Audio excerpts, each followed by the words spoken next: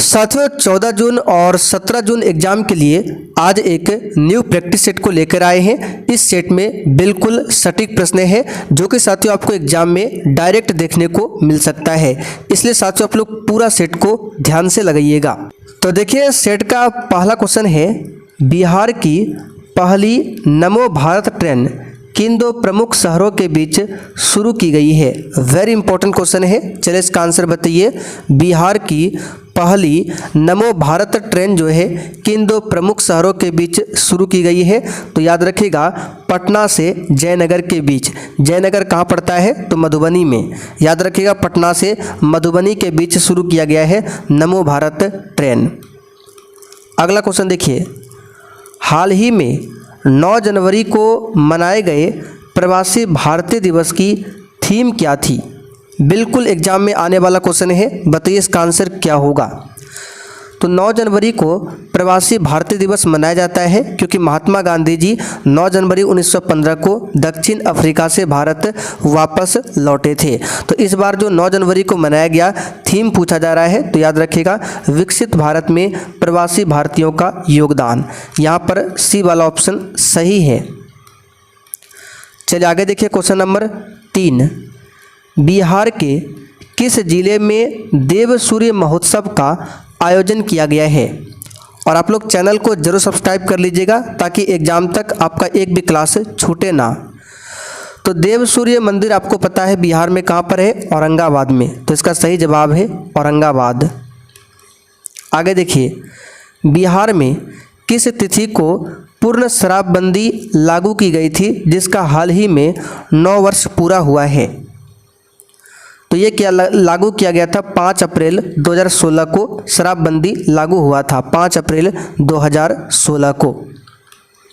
अगला क्वेश्चन, हरगोविंद खुराना को किस क्षेत्र में विशिष्ट योगदान के लिए नोबेल पुरस्कार मिला था।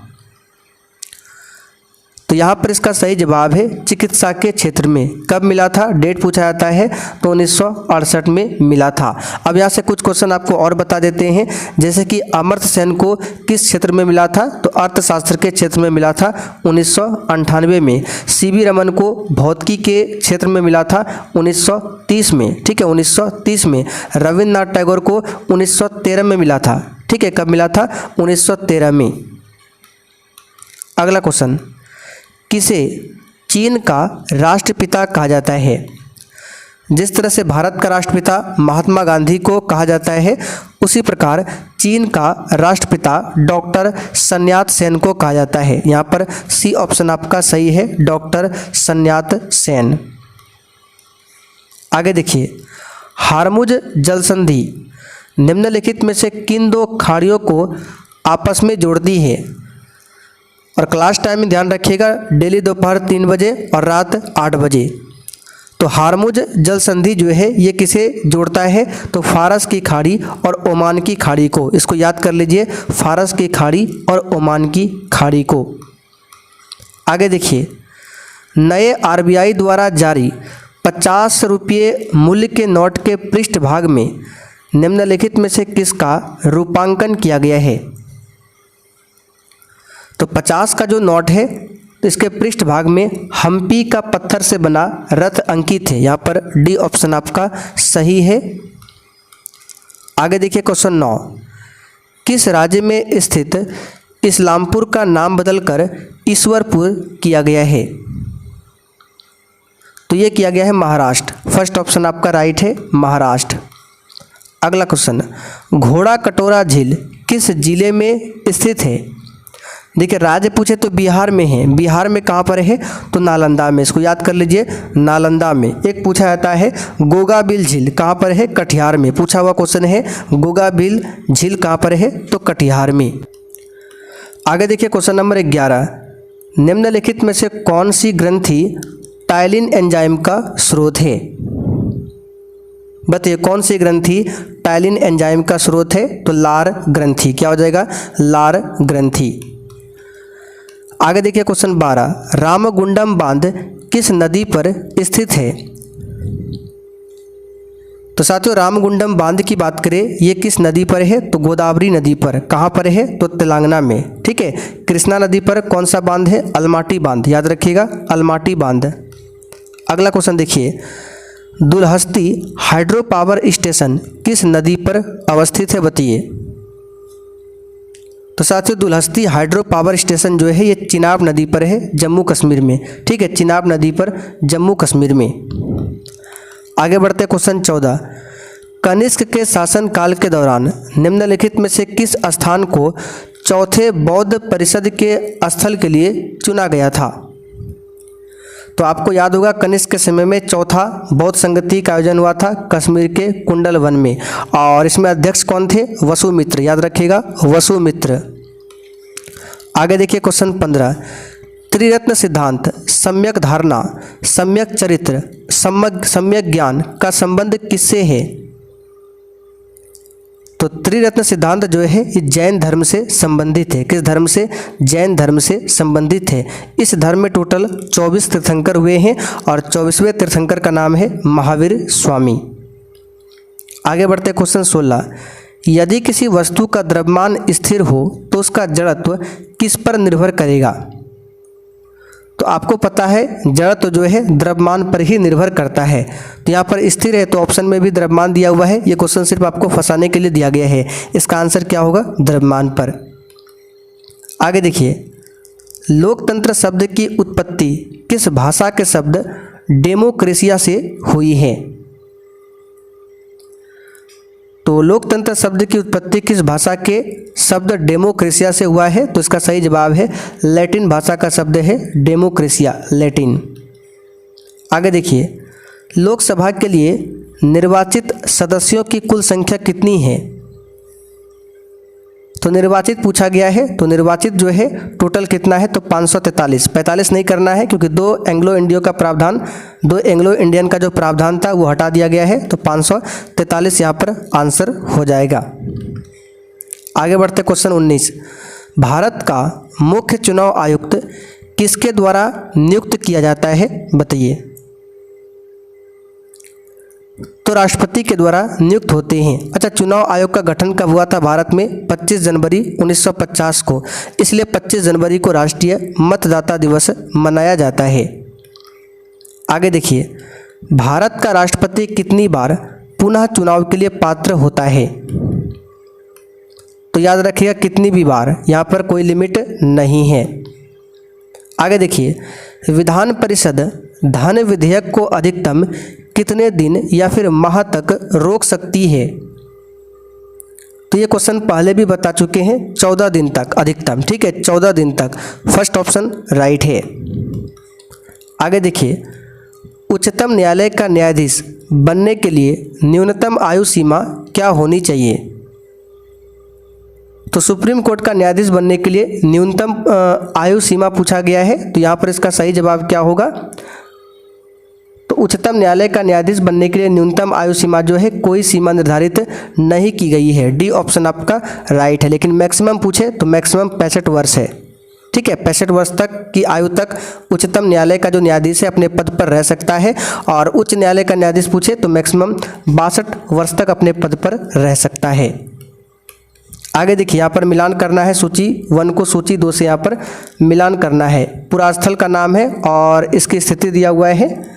तो मेहरगढ़ की बात करें, ये पाकिस्तान में, कहाँ पर है? पाकिस्तान में है मेहरगढ़। कोल्डिवा की बात करें उत्तर प्रदेश में है। चिरांद की बात करें तो अपना बिहार में चिरांद है। और गुफ कराल जो है ये कश्मीर में है। यानी कि ए का 3, बी का 1, सी का 4, डी का 2, यानी 3142। देखिए किस ऑप्शन में है 3142, देख सकते हैं बी ऑप्शन में दिया हुआ है 3142। चलिए यहाँ पे देखिए, इस टाइप का क्वेश्चन भी एग्जाम में आता है, कथन और कारण। कथन ए में दिया है, नवपाषाण काल के लोग कपड़े बुनने लगे थे। कथन ये है। कारण क्या था इसका? नवपाषाण काल में कपास उपजाया जाता था। तो देखिए जब कपड़ा बुना जाने लगा, इसका मतलब क्या है? पहले कपास उगाया जाने लगा था। तो कारण जो है बिल्कुल सही है ये कथन पर। तो यहाँ पर ए और आर दोनों सही होगा। तो यहाँ पर जो इसका आंसर हो जाएगा ए तथा आर दोनों सही है, ठीक है, तथा आर जो है ये वाला कारण जो है ए का सही स्पष्टीकरण है। यानी कि पूछा गया है नवपाषाण काल के लोग कपड़े बुनने लगे थे, क्यों? क्योंकि नवपाषाण काल में कपास उगाया जाता था, इसलिए। यानी कारण आर का जो है कथन ए का कारण आर बिल्कुल सही है, तो यहाँ पर यही दिया हुआ है, फर्स्ट ऑप्शन राइट है। आगे देखिए, हड़प्पा पुरास्थल निम्नलिखित में से किस स्थान पर है? तो यहाँ पर इसका सही जवाब है हड़प्पा जो है ये आपको देखने को मिलेगा पाकिस्तान के पंजाब प्रांत में, भारत में नहीं, पाकिस्तान के पंजाब प्रांत में। सी ऑप्शन यहाँ पर आपका राइट है 25 का। आगे देखिए, निम्नलिखित कथनों पर विचार कीजिए। धर्मपाल को ध्रुव ने पराजित किया था, बिल्कुल सही है। ध्रुव ने प्रतिहारों को भी पराजित किया था, ये भी आपका सही है। तो यहाँ पर दोनों सही हो जाएगा, सी ऑप्शन 1 और 2 दोनों। आगे देखिए, गांधी जी ने 1932 में उपवास प्रधानतया किस लिए किया था? गांधी जी ने 1932 में जो उपवास किया था वो किस लिए किया था, ये आपको बताना है। तो यहाँ पर इसका सही जवाब हो जाएगा रैमजे मैकडोनाल्ड के द्वारा लाए गए सांप्रदायिक अधिनिर्णय के कारण। यहाँ पर सी ऑप्शन सही है। यहाँ पर फिर आपको सुमेलित करना है। तो फ़कीर विद्रोह की बात करें, ये कहाँ पर हुआ था? ये बंगाल में हुआ था फ़कीर विद्रोह, यानी ए का पहले 1 हो जाएगा। कूका आंदोलन पंजाब में हुआ था, सभी को पता है, 3 हो जाएगा। मोपला विद्रोह केरल के मलाबार इलाके में हुआ था, 2 हो जाएगा। लास्ट में खासी विद्रोह असम, यानी कि 13-24। तो 13-24 देख लीजिए किस ऑप्शन में 13-24, सी ऑप्शन में दिया हुआ है 13-24।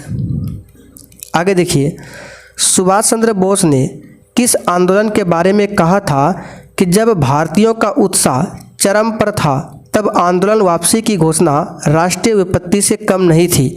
तो ये कथन जो है किसका है? तो इसका सही जवाब क्या हो जाएगा? किस आंदोलन के दौरान सुभाष चंद्र बोस ने दिया था? तो इसका राइट है असहयोग आंदोलन के दौरान, जो कि 1920 में स्टार्ट हुआ था। आगे देखिए, निम्नलिखित में से किस अधिनियम द्वारा गवर्नर जनरल की परिषद के विधायी एवं प्रशासनिक कार्यों को अलग कर दिया गया? तो 30 का आंसर हो जाएगा 1853 का चार्टर अधिनियम। आगे देखिए, असहयोग आंदोलन के समय दी मदरलैंड नामक अखबार का प्रकाशन किसने प्रारंभ किया था? इस पर स्टार मार्क कर लीजिए। तो इस अखबार का प्रकाशन जो किया था किसने? तो मजहरुल हक ने, पहला ऑप्शन सही है। आगे देखिए, बिहार में होम रूल लीग की स्थापना कब किया गया? तो डेट सही बताना है, 16 दिसंबर 1916 को, 16 दिसंबर 1916 को। आगे देखिए, विश्व का सबसे प्राचीन सभ्यता किसे माना जाता है, बताइए। तो सबसे प्राचीन सभ्यता मेसोपोटामिया की सभ्यता है, सभी को पता है, मेसोपोटामिया। हम्मुराबी संहिता किस सभ्यता से संबंधित है, बताइए। तो हम्मुराबी संहिता जो है ये मेसोपोटामिया से संबंधित है, मेसोपोटामिया। आगे बढ़ते हैं, अजंता गुफाओं का प्रमुख विषय क्या है? तो यहाँ पर 35 का आंसर क्या हो जाएगा? बौद्ध धर्म। क्या हो जाएगा? बौद्ध धर्म। अजंता गुफा में देखने को मिलता है बौद्ध धर्म। और एलोरा जो गुफा है, एलोरा गुफाएं किस विशेषता के लिए प्रसिद्ध है? तो एलोरा गुफा में तीनों धर्म है, तो यहाँ पर क्या हो जाएगा? तीनों धर्म का संगम है, बौद्ध जैन हिंदू तीनों धर्मों का संगम है एलोरा गुफा में। निम्नलिखित में से किस अनुच्छेद के अंतर्गत राज्यों में पंचायतों का चुनाव कराया जाता है? तो साथियों, राज्यों में जो पंचायतों का चुनाव होता है 243 के अंतर्गत, आर्टिकल 243 के, इसको याद कर लीजिए, इंपॉर्टेंट क्वेश्चन है। आगे देखिए, मुख्य चुनाव आयुक्त का कार्यकाल कितने वर्ष का होता है, बताइए। तो मुख्य चुनाव आयुक्त का कार्यकाल जो होता है 6 वर्ष या 65 वर्ष की आयु जो पहले हो, सी ऑप्शन राइट है। आगे देखिए, किस संविधान संशोधन द्वारा राष्ट्रीय आपातकाल आर्टिकल 352 के अधीन उद्घोषणा संपूर्ण भारत में या उसके किसी भाग में की जा सकती है? तो किस संशोधन अधिनियम के तहत? तो ये है 44वां संशोधन अधिनियम, जो कि 1978 में हुआ था, बी ऑप्शन राइट है। आगे देखिए, प्राक्कलन समिति संसद के किस सदन के सदस्यों से गठित की जाती है? देखिए प्राक्कलन समिति की बात करें, इसमें टोटल 30 सदस्य होते हैं केवल लोकसभा से, इसमें राज्यसभा से कोई भी सदस्य नहीं होता है। तो प्राक्कलन समिति संसद के किस सदन के सदस्यों से गठित की जाती है? तो अभी हमने बताया लोकसभा, तो यहाँ पर इसमें केवल लोकसभा के सदस्य होते हैं। आगे देखिए, बिहार मानवाधिकार आयोग का गठन कब किया गया बताइए। इस क्वेश्चन पर भी स्टार मार्क कर लीजिए। और ये क्वेश्चन एक बार हम आपको करा चुके हैं। इसका गठन 2000 में हुआ था, 3 जनवरी 2000 को, याद रखिएगा 3 जनवरी 2000 को। आगे देखिए, निम्नलिखित में से कौन कौन से भारत के राष्ट्रपतियों की मृत्यु पद पर रहते हुए हुई थी? तो डॉक्टर जाकिर हुसैन और फखरुद्दीन अली अहमद, यहाँ पर 2 और 4 हो जाएगा, 2 और 4 देख सकते हैं यहाँ पे 2 4 बी ऑप्शन में दिया हुआ है। आगे देखिए, भारत के संविधान का कौन सा अनुच्छेद संसद की चुनावों से संबंधित कानून बनाने का अधिकार देता है? तो यहाँ पर इस क्वेश्चन का आंसर हो जाएगा अनुच्छेद 327। क्या हो जाएगा? अनुच्छेद 327। आगे देखिए, तारों के मध्य दूरी ज्ञात करने की इकाई क्या है? तो सिंपल सा क्वेश्चन है, यह है प्रकाश वर्ष। क्या है? प्रकाश वर्ष। आगे देखिए क्वेश्चन 45, निम्नलिखित युग्मों में से कौन सा सुमेलित नहीं है? तो सौरमंडल का सबसे बड़ा ग्रह बृहस्पति, बिल्कुल सही है। छोटा ग्रह बुध ग्रह, चमकीला ग्रह शुक्र ग्रह, ये भी सही है। सौरमंडल का मंदतम गति वाला ग्रह मंगल, ये गलत है। मंगल ग्रह को लाल ग्रह भी बोला जाता है। आगे देखिए, भारत का क्षेत्रफल संसार के क्षेत्रफल का 2.4% है, परंतु इसकी तो जनसंख्या पूछा गया है, तो पूरे विश्व का जो जनसंख्या उसमें भारत का जनसंख्या प्रतिशत है लगभग 17.5 है। तो ऑप्शन में नहीं दिया हुआ है, इसका ऑप्शन गलत है। आगे देखिए, इनमें से किस राज्य की सीमा बांग्लादेश से नहीं मिलती है? बताइए किस राज्य की सीमा जो है बांग्लादेश से नहीं मिलती है? तो यहाँ पर इसका सही जवाब कौन सा हो जाएगा? तो मणिपुर। मणिपुर की सीमा बांग्लादेश से नहीं मिलती है। आगे देखिए, भारत का अपने पड़ोसी देशों के मध्य अंतर्राष्ट्रीय सीमा के विस्तार का आरोही क्रम यानी कि बढ़ते क्रम आपको बताना है। तो सबसे छोटा यहाँ पर कौन सा हो जाएगा? तो सबसे छोटा नेपाल हो जाएगा, फिर आपका पाकिस्तान, चाइना, बांग्लादेश, इस तरह से इसका क्या है? तो आरोही क्रम दिया हुआ है। बी ऑप्शन आपका राइट है। आगे देखिए, निम्नलिखित समूहों में से कौन सा पूर्व से पश्चिम की ओर पर्वत शिखरों का सही क्रम है? तो पूर्व से पश्चिम की ओर पूछा गया है, तो ये हो जाएगा कंचनजंगा, फिर माउंट एवरेस्ट, अन्नपूर्णा, धौलागिरी, ये पूर्व से पश्चिम की ओर है। बी ऑप्शन सही है। आगे देखिए, निम्नलिखित में से कौन अक्साई चीन का भाग है? तो इसमें से लद्दाख पठार जो है अक्साई चीन का भाग है। आगे देखिए, किस घटना ने अमेरिका को द्वितीय विश्व युद्ध में शामिल कर दिया था? तो ये पर्ल हार्बर पर जापानी सैनिक द्वारा हमला था। ठीक है, द्वितीय विश्व युद्ध 1939 में स्टार्ट हुआ था और 45 में खत्म हुआ था। प्रथम विश्व युद्ध कब लड़ा गया? तो 1914 में स्टार्ट हुआ, 18 में समाप्त हुआ, याद रखिएगा। आगे देखिए, इनमें से कौन पेरिस शांति सम्मेलन के बड़े 4 परिषदों का सदस्य था? पेरिस शांति सम्मेलन कब हुआ था? तो ये हुआ था कब? तो 1919 में हुआ था पेरिस शांति सम्मेलन, और इसमें 4 परिषदों का सदस्य कौन कौन था? तो ऑप्शन में सब चारों दिया हुआ है, इसका आंसर हो जाएगा उपरोक्त सभी। 17वीं 18वीं शताब्दी की फ्रांस की सामाजिक संरचना विभक्त थी। तो ये विभक्त थी, याद रखिएगा, 3 स्टेट में। जर्मनी में नाजी पार्टी का गठन कब किया गया? सिंपल सा क्वेश्चन है, 1922 में। रूस में नई आर्थिक नीति लागू करने का श्रेय किसे दिया जाता है? चलिए बिल्कुल सही है, लेनिन को दिया जाता है। कब किया गया था? 1921 में। आगे देखिए, कौन से यूरोपीय देशों ने भौगोलिक खोज प्रारंभ की जिससे अमेरिका, एशिया एवं अफ्रीका का औपनिवेशीकरण प्रारंभ हुआ? तो कौन से यूरोपीय देशों ने? तो इसका सही जवाब है पुर्तगाल एवं स्पेन। आगे देखिए, बोस्टन टी पार्टी की घटना कब हुई? स्टार मार्क कर लीजिए। तो ये 1773 में हुआ था, 1773 में। पूरा डेट क्या है आप लोग बताइए कमेंट करके। अमेरिकी स्वतंत्रता की उद्घोषणा किसने लिखी? तो ये थॉमस जेफरसन ने। ठीक है। अच्छा, अमेरिका में संविधान लागू कब हुआ था? 1789 में। आगे देखिए, फ्रांस की क्रांति से संबंधित बुद्धिजीवी कौन कौन थे? तो ये तीनों थे, Rousseau, Montesquieu, Voltaire. D option आपका राइट है। फ्रांस की क्रांति 1789 में हुई थी और फ्रांस की क्रांति के समय वहाँ का शासक कौन था? लुई 16वां। कौन था? लुई 16वां। तो साथियों, आज का ये न्यू प्रैक्टिस सेट यहाँ पर कंप्लीट होता है। अब आप लोग कमेंट करके बताइए आज का प्रैक्टिस सेट आपको कैसा लगा और इस सेट में आपका क्या स्कोर रहा है।